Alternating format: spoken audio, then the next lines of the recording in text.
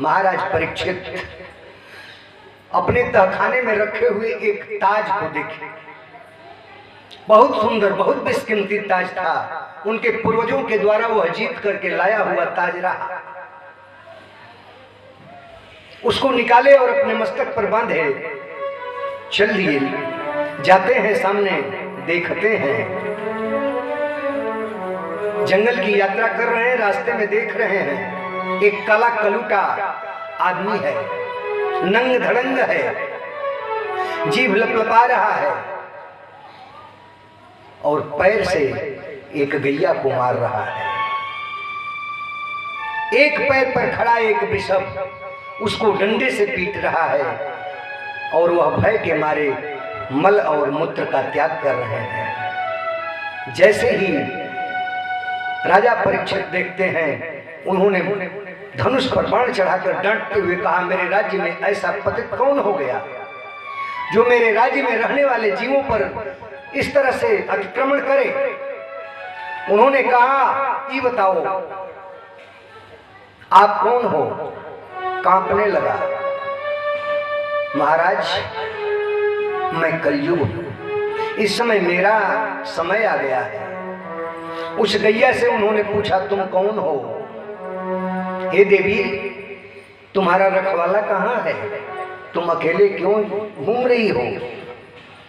गाय की आंखों से आंसू गिर रहा है। क्या तुम इस वृषभ को एक पैर पर देखकर के रुदन कर रही हो? जैसे गाय के अंतरात्मा से आवाज निकली, हमारा रखवाला तो इस पृथ्वी को छोड़ करके चला गया। गो का रखवाला कौन? गोपाल कृष्ण ही था। जब कृष्ण चला गया तो हम किसके सहारे रहें? तुम्हारे सामने ही देखो, पांव से ही मार रहा है। महाराज, गैया को, वृषभ को पांव से ठोकर नहीं मारना चाहिए। वृषभ से उन्होंने पूछा, आप कौन हो? उस वृषभ ने कहा, महाराज हम धर्म हैं। एक पैर पर क्यों हो? सतयुग में चारों चरण से था धर्म। त्रेता आया तो त्रेता में एक चरण कम हो गया। सतयुग में पुण्य चारों चरण में था, पाप का नाम निशान नहीं रहा। जब त्रेता आया तो पुण्य 3 चरण में चला गया और एक चरण पाप का भी आ गया। द्वापर आया तो आधे आधे पर चला गया। जब द्वापर खत्म हुआ, कली का प्रधानता हो गई, तो उस कली में कहते हैं अब 3 चरण खंडित हो गए और पाप का 3 चरण जम गया और आगे जाने पर यह भी एक चरण तोड़ दिया जाएगा। कहते हैं कि तपः शौचम दया सत्यम इति पादा कृते कृता। धर्म का तप, शौच अर्थात शुद्धता, दया और सत्य, ये 4 चरण है।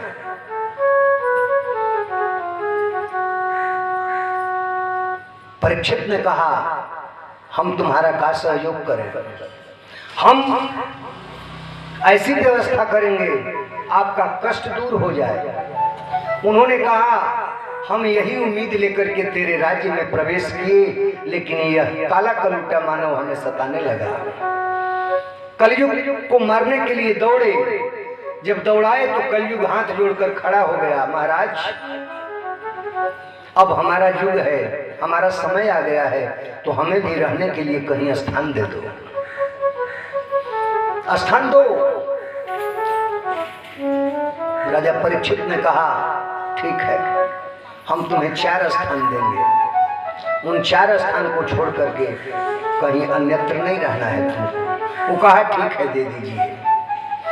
तो राजा परीक्षित ने कलयुग को 4 स्थान दिया। कौन? द्यूतम पानम स्त्रियः सोना। द्यूत जहां जुआ हो रही है,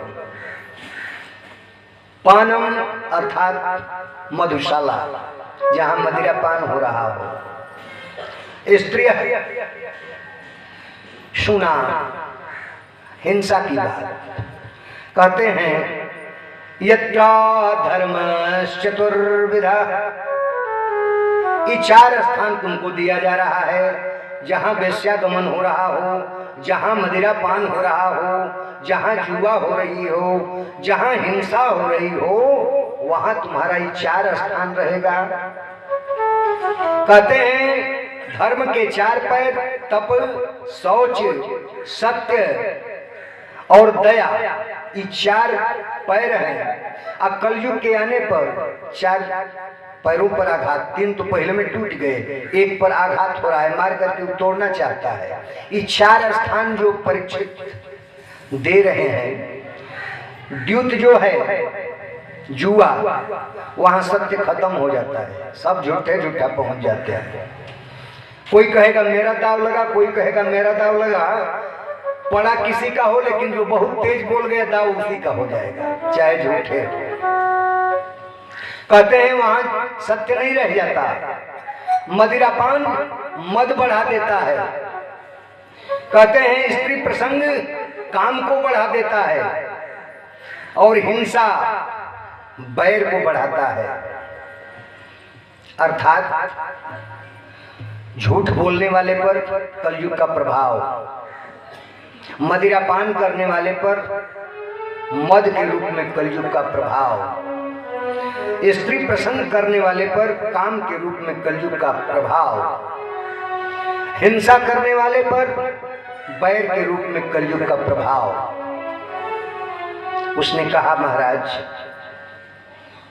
1 स्थान और दे दो, मेरे कहने से 1 स्थान। क्या? स्वर्ण पर, सुवर्ण दे दो, सोना। तो कहा अपने कमाई से भी चेन उन बनवाया जाएगा तो उस पर भी कलयुग रहेगा का? कहते हैं ना, जो अन्याय से लिया हुआ स्वर्ण हो उस पर कहा कि बस महाराज इतना ही चाहिए। महाराज इतना कहना ही था, परीक्षित स्थान देकर के चल दिए, कलयुग भी चल दिया। आज जब चल दिए तो जो तजवा पहने थे ना, वो तजवा अन्याय का ही था। वह ताज जो था वो जरासंध का था, और जरासंध को मारने के बाद उस ताज पर अधिकार तो उसके पुत्र सहदेव का था, लेकिन भीमसेन ला करके तहखाने में रख दिए, और वही ताज आज परीक्षित महाराज बांध लिए हैं। कलयुग तो उनके सर पर चढ़ ही गया। जब चढ़ गया तब जाते हैं, और जाने के बाद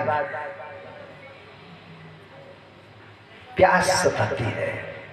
जिस परीक्षित को 7 दिन बैठ करके कथा श्रवण कर रहे हैं, सुखदेव जी के कह देने पर कि जाओ राजन 4 दिन के बाद कुछ जलपान कर लो, रुदन करने लगते हैं। आप ये मत कहना महाराज कि खाना खाओ पानी पियो, ये सब पहले होता था, लेकिन जब से कथामृत का पान आप कराने लगे तब से हम तो भूल ही गए कि हम खाते भी थे, हम पीते भी थे।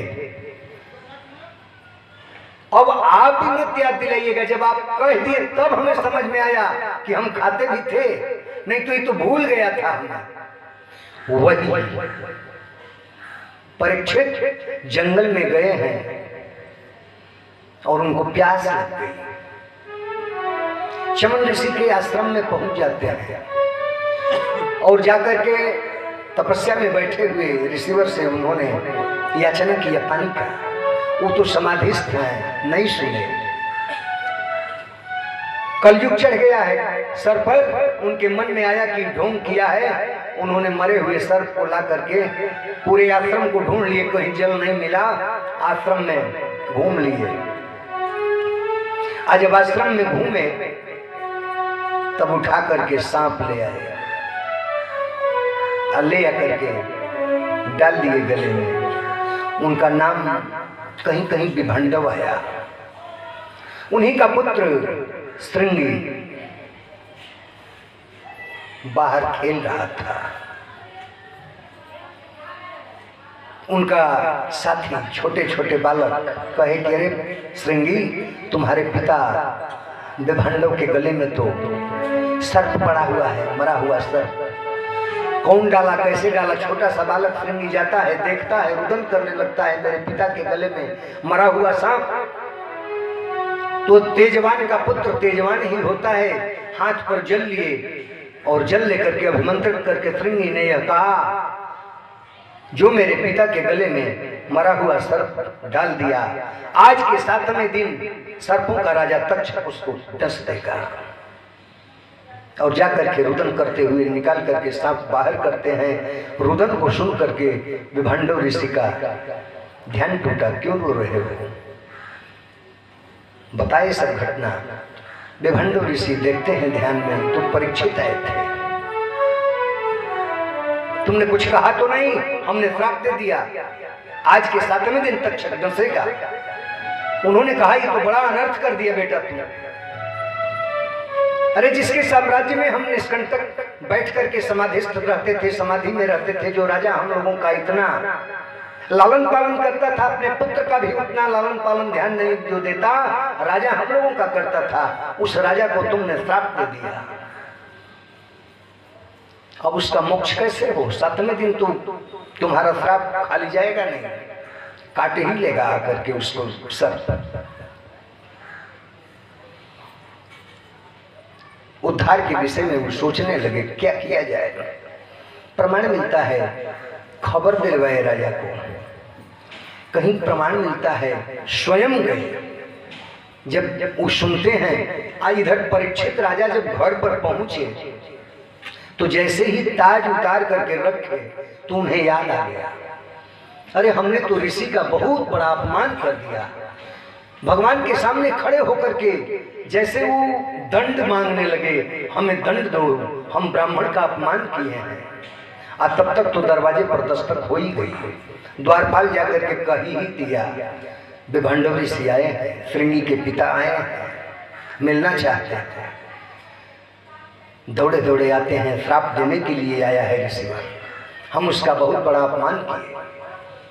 दौड़े दौड़े आते हैं, आकर के चरणों में गिरते हैं। विभंडव जी उठा लेते हैं, उठ जाइए उठ जाइए। राजन, हमारे पुत्र ने तुम्हें श्राप दे दिया, आज के 7वें दिन तक्षक तुम्हें डसेगा, तुम अपने उद्धार का कोई उपाय करो।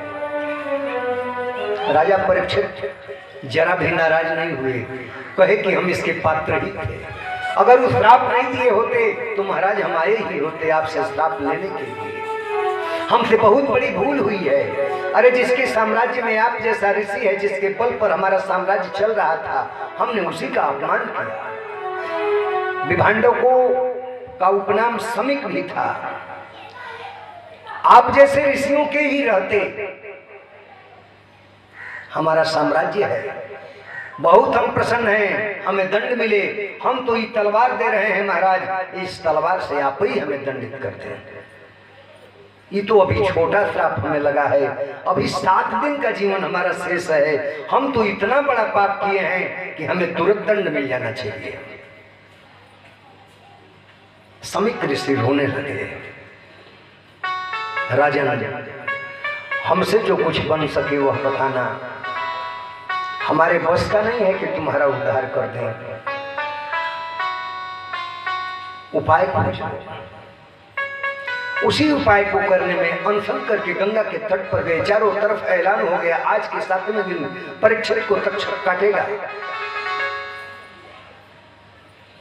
सुखदेव जी कहते हैं, परीक्षित को कथा सुनाते हुए सूत जी शौनकादि ऋषियों से, यह एक कल्प की कथा नहीं है, कल्प कल्पांतर की कथाएं हैं।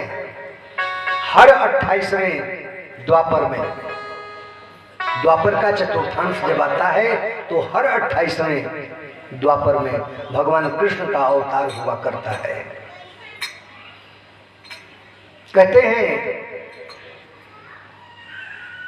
सूत जी, हे शौनकादि ऋषियों, गंगा तट पर अनशन व्रत किए हुए, कोई बता दे कैसे हमारा उद्धार होगा, कोई बता दे कैसे उद्धार होगा।